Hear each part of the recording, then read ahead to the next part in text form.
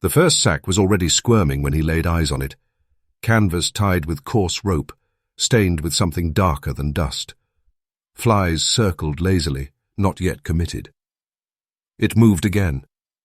Eli Mercer dropped to one knee, sweat already dripping from the line of his jaw, and reached for his knife. "Please, take them off," she whispered. The voice came from behind him, cracked and dry, barely more than a breath. He turned slow. The woman stood barefoot on the edge of the cottonwood shade, long dress in tatters, hair matted with blood and wind. She looked like she hadn't eaten in days, maybe longer. Her arms hung limp at her sides, and she didn't blink. She just stared at the sacks. 2 weeks earlier, Eli was repairing a fence line when a dust devil tore across the prairie like a spirit, late for judgment. He paused, wiped his brow, and watched the horizon settle again. Flat land stretched forever in every direction. Dry yellow grass, low hills, the occasional skull of something that had died badly. That's how the West took its payment. Quiet, slow, cruel. Eli had come out here to lose himself in it. He ran a small ranch, just 12 head now since the drought. Wife gone 5 years. No children. Just a stubborn mule named Cobb and a dog that didn't bark much anymore. People in town called him Eli the Quiet. He didn't mind. A man who doesn't talk much won't lie much either. But that night, the dog barked. Once, then again. Eli rose from bed before the second bark finished. He stepped out barefoot, rifle in hand. The moon was half full, and the wind was low. He scanned the barn, the corral, the tree line. Then he saw her. Just a shape at first, leaning against his fence post like she'd grown from it. She took one step forward and collapsed. She wouldn't say her name. For 2 days she lay on the cot in the barn, refusing food, refusing water. Fever dreams took her, some nights. She muttered in her sleep, half words, half breath. Eli checked her wounds. Burns on her arms, old bruises around her wrists and neck, rope marks. He didn't ask. He'd seen enough in this life to know the kind of men who made women like this. On the third morning, she stood up without a word, walked past the trough and toward the creek. She bathed herself fully clothed, eyes darting like prey. Eli stayed on the porch watching, dog at his feet, rifle across his lap. He didn't move, didn't speak. She returned with wild mint in her hand and pressed it to her forehead like a prayer. That afternoon, she asked if she could stay one more night. He nodded. That was yesterday.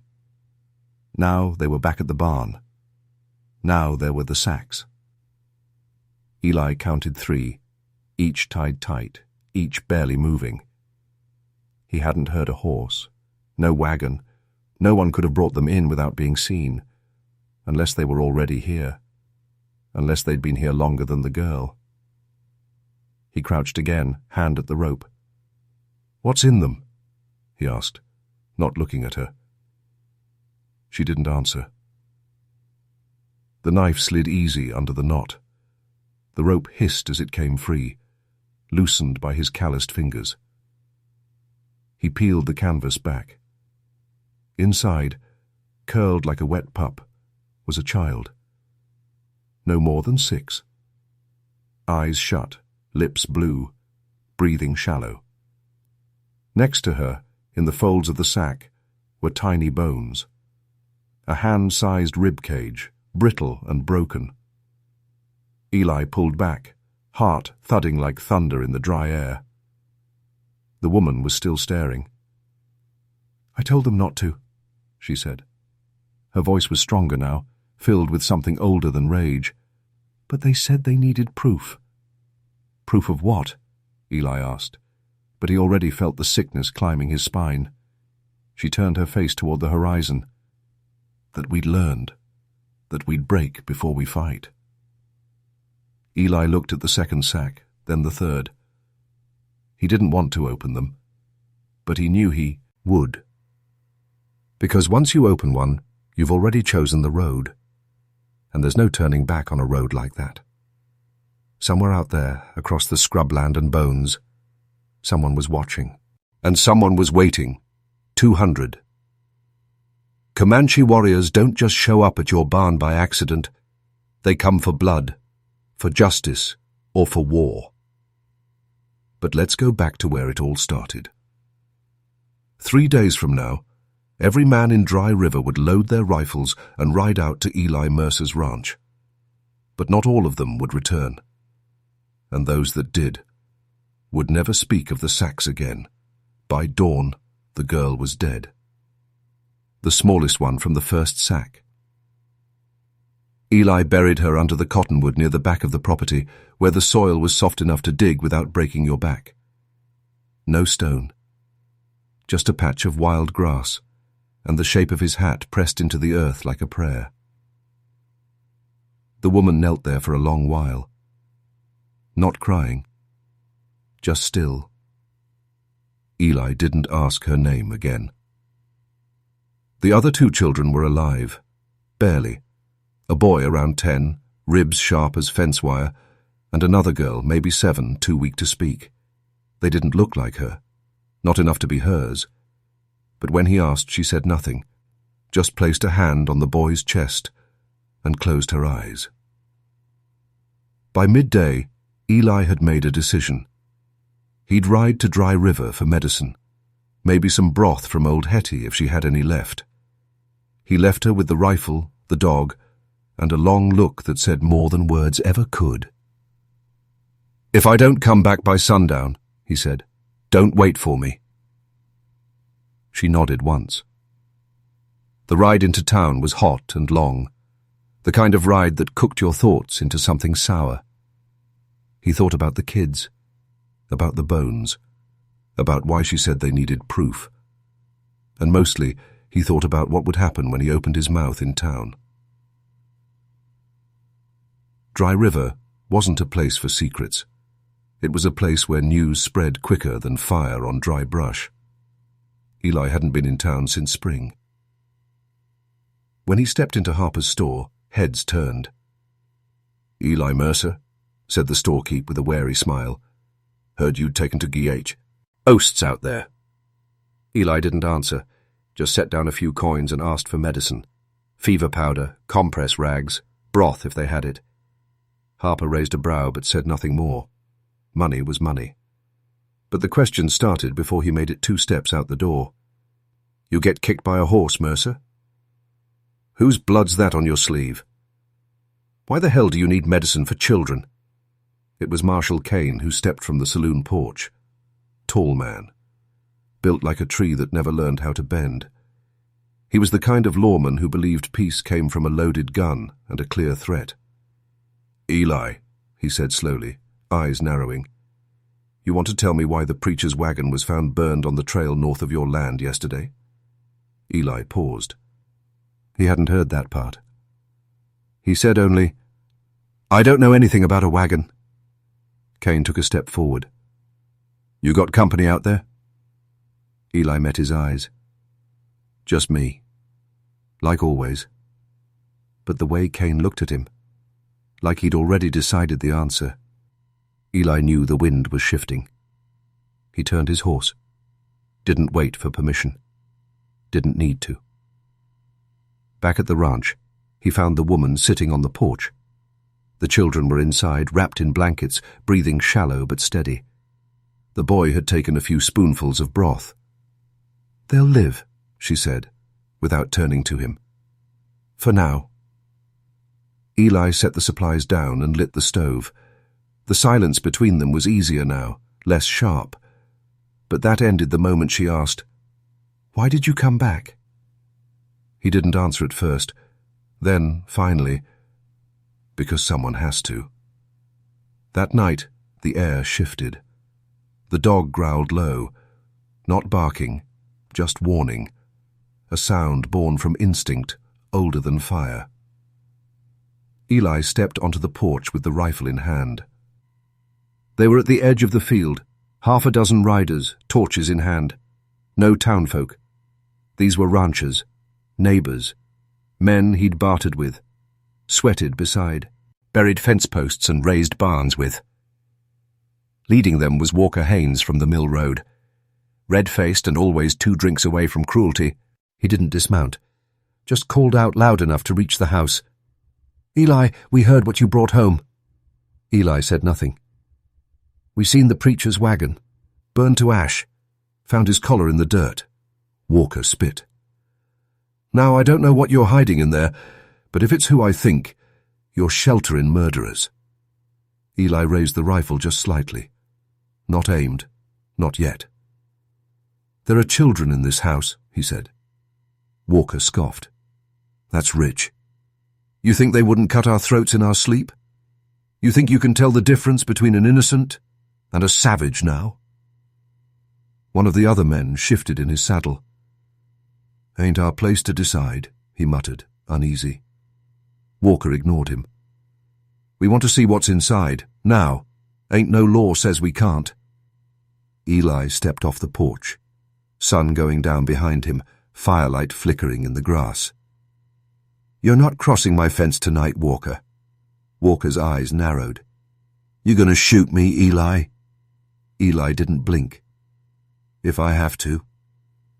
The silence hung like a noose. Men shifting, horses snorting, dust curling under their boots. Finally, Walker turned his horse. "This ain't done." And they rode off. Not fast, not ashamed, just waiting for the next night.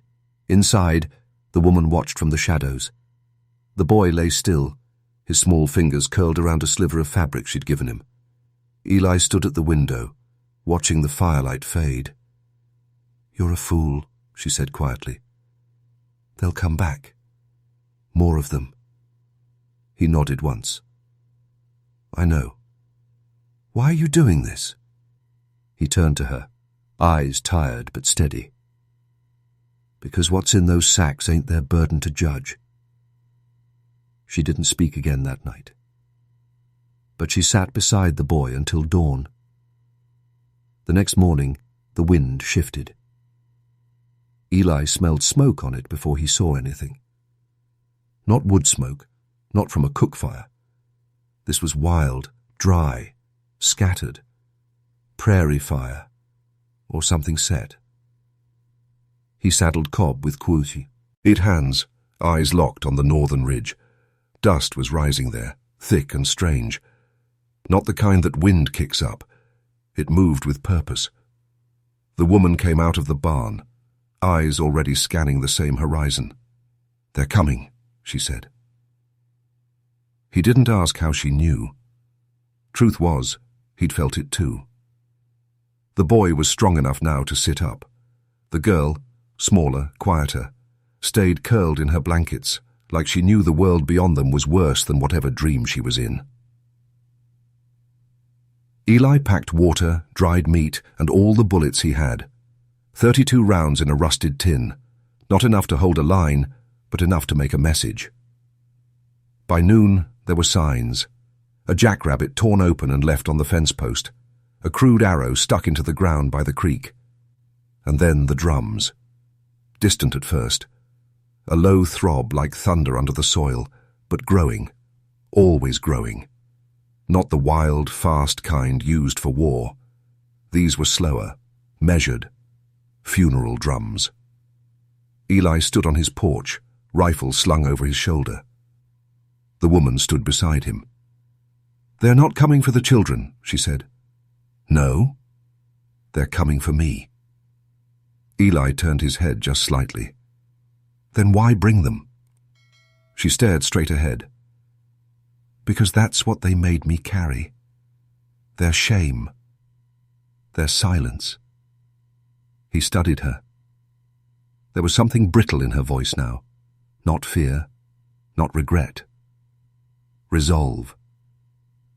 "You're Comanche?" he asked. "I was." He waited. "My father gave me to the preacher as a treaty gesture. Said it would show peace."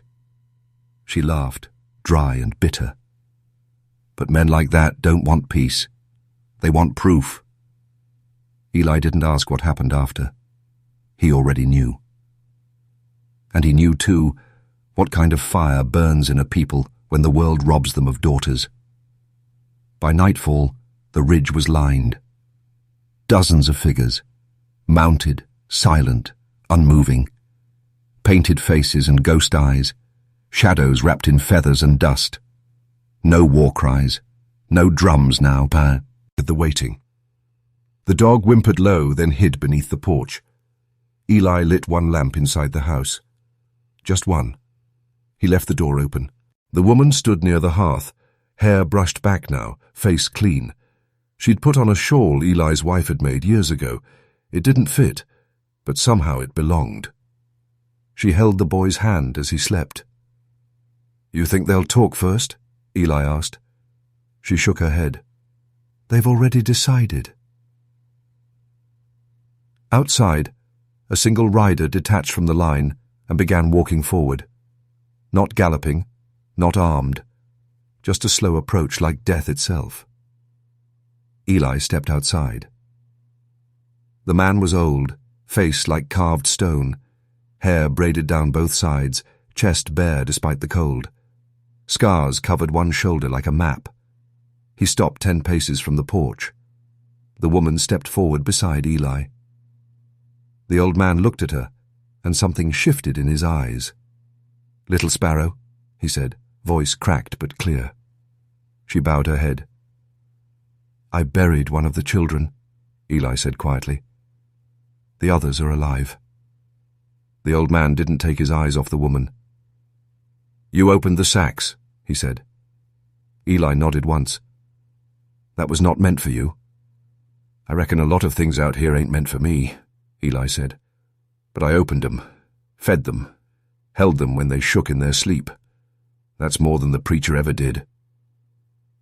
A flicker of something, pain, maybe, passed through the old man's face. "She should not be here. She's here now." Silence. Then the old man said, "Her blood is ours, but her silence is theirs." The woman finally spoke. "I kept your shame," she said. "Carried it in sacks like butchered lambs. Let them call me traitor, witch, less than human, and I still came back. You should not have. I had to. They need to see." The old man's voice cracked. "You will bring death." She stepped forward. "Then let it come." Eli raised his hand slightly. "Wait." But the sound came before any more words. Hooves, fast, from the other side of the ranch. He turned. A second group of riders. Torches again. But no feathers, no paint. 2 were men, dry river folk. Caught between 2 storms, Eli cursed. The Comanche on the ridge stood, silent, but the stillness shifted, tense now, alert, weapons loosened. And the town riders, they were drunk on fear. Marshal Kane was at the lead, rifle in hand. "What the hell's going on out here, Mercer?" Eli stepped forward, arms spread. "Kane, put the gun down." "You're harboring a spy," Kane shouted. "We saw the signals, we heard the drums. They're here for her. They're not attacking. She brought them. She brought the truth." But no one was listening anymore. From both sides, shouts, movement, anger rising like a storm about to break. Eli turned to the woman. "We need to go." She shook her head. "I won't run anymore." The Comanche began to move, fanning out, slowly descending the ridge. Guns cocked behind Eli, Kane shouting orders. He looked back at his porch. The boy had come out. He stood barefoot, eyes wide, arms shaking. But in his hand, he held one of the broken bones from the sack. He raised it high, a gesture, a signal, and everything froze. Even the wind. The Comanche stared, then looked to the woman. She nodded once. The old man lowered his spear. Kane didn't, and Eli felt it. This moment, stretched so tight that the world could rip in two if a single man lost his nerve. One finger, one twitch. He stepped in front of the woman. "No one fires," he said, voice sharp. "Not unless you want war." But in his gut, he knew. War might already be here. The standoff held longer than any man thought possible. Torchlight flickered across two ragged armies, one painted in ash and grief, the other in fear and sweat-soaked pride. The boy's hand trembled as he held the bone higher, arm shaking from weakness or courage. Maybe both. The pale shard caught the firelight and glowed like something sacred. And then the woman stepped forward, slowly, her hands open and empty. She passed Eli without a word, without a glance. Her bare feet crunched over dry dirt and dead grass as she moved between the lines, not toward the Comanche, and not toward Kane's men either. She walked to the center, the fire's edge, where no side could claim her. "I carried their bones across 2 winters," she said, voice steady now, firm, "because the preacher said we were beasts. He wanted proof of our savagery, and so he made me deliver it." The wind carried her words. Even the horses were still. 3 children, stolen from their villages, used to make a message, buried alive in canvas and silence. She turned slowly, letting her gaze rest on every man who held a rifle. "Ask yourselves, if I was white, would you still be pointing your guns?" Walker Haynes spat in the dirt. "She's lying. They kill their own. That's what they do." But no one echoed him. Not even Kane.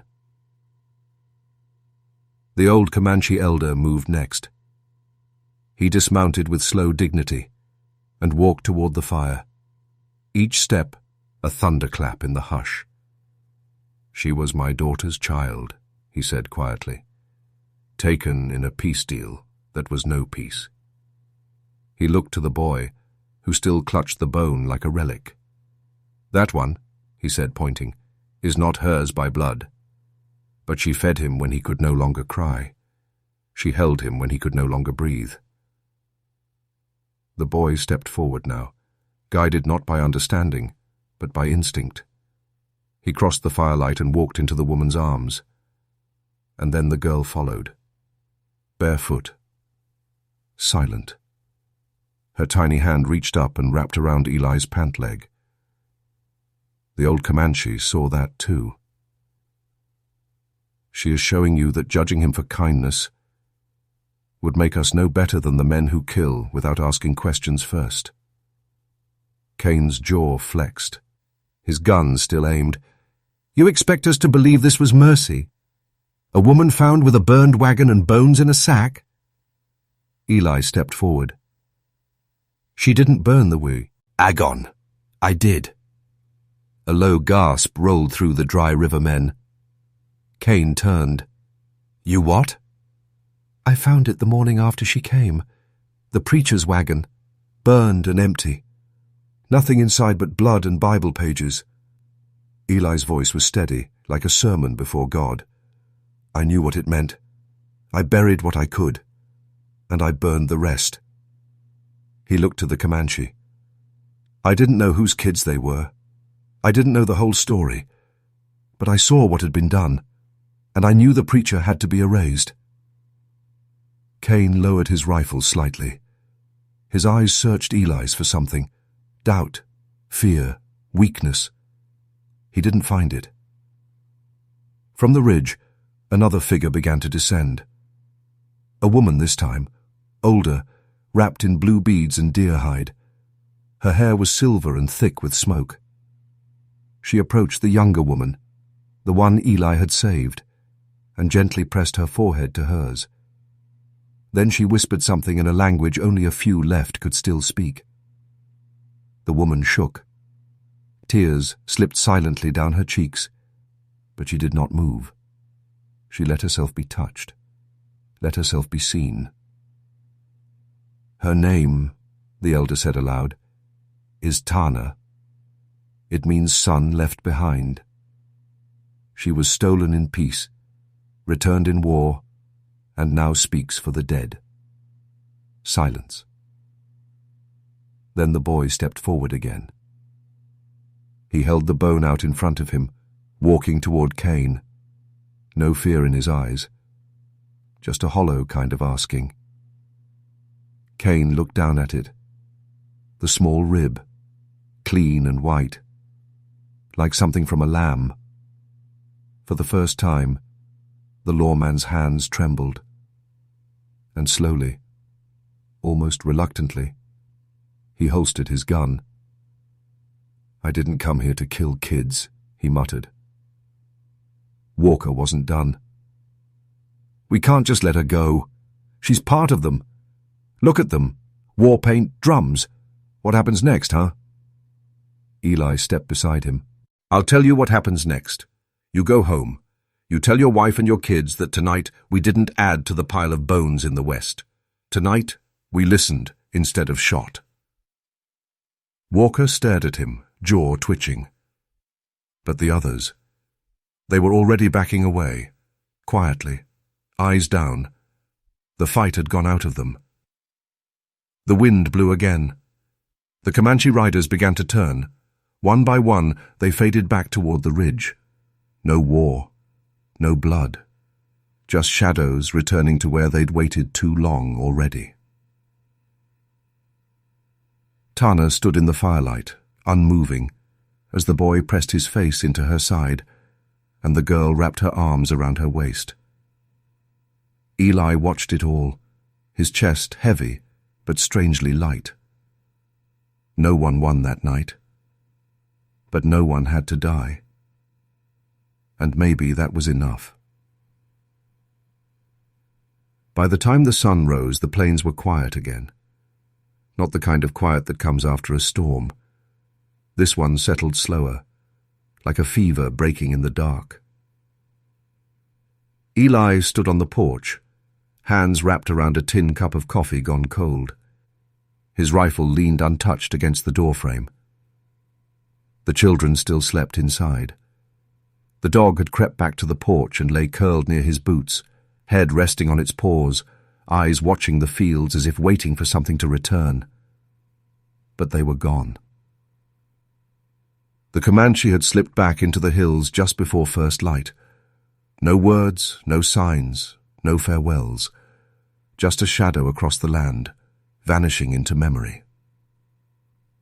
Tana stayed. She sat under the cottonwood tree where the smallest child had been buried.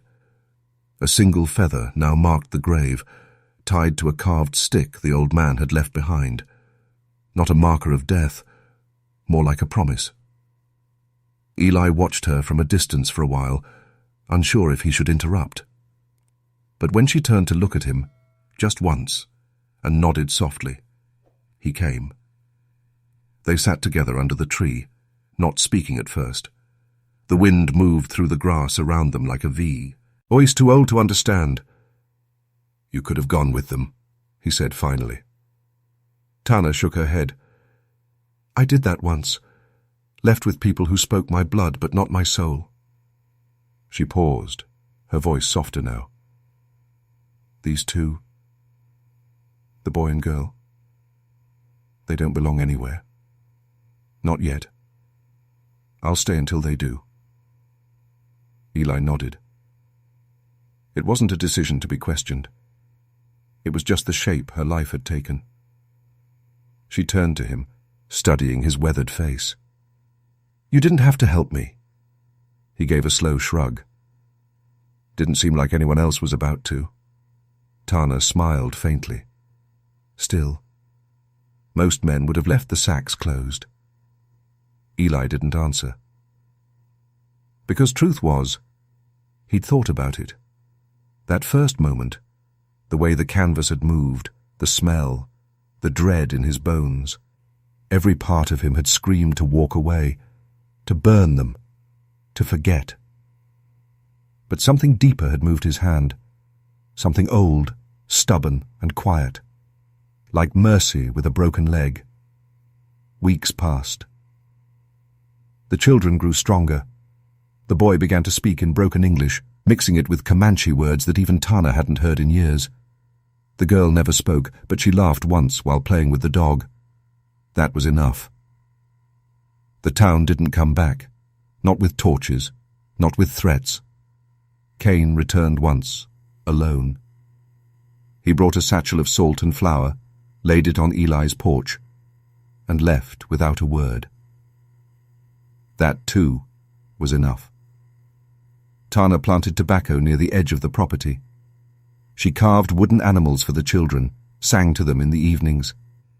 Eli built a new fence, one that stretched wider now. They didn't speak often, but they didn't need to. One day she handed him a folded piece of paper. On it was a simple drawing, a circle of stones under the cottonwood, with 4 small figures around it. Eli looked at it for a long time, then put it in his coat pocket without a word. Years later, a traveller passing through Dry River stopped in Harper's store and asked why the old ranch just beyond the ridge had a strange symbol carved into its gate. 2 crossed feathers over a sun. Harper, now too old to stand straight, just smiled behind the counter. "Man who lives there don't say much," he said, "but some say he once stared down death on both sides and blinked first." "And the woman?" the traveller asked. "Her?" Harper's eyes softened.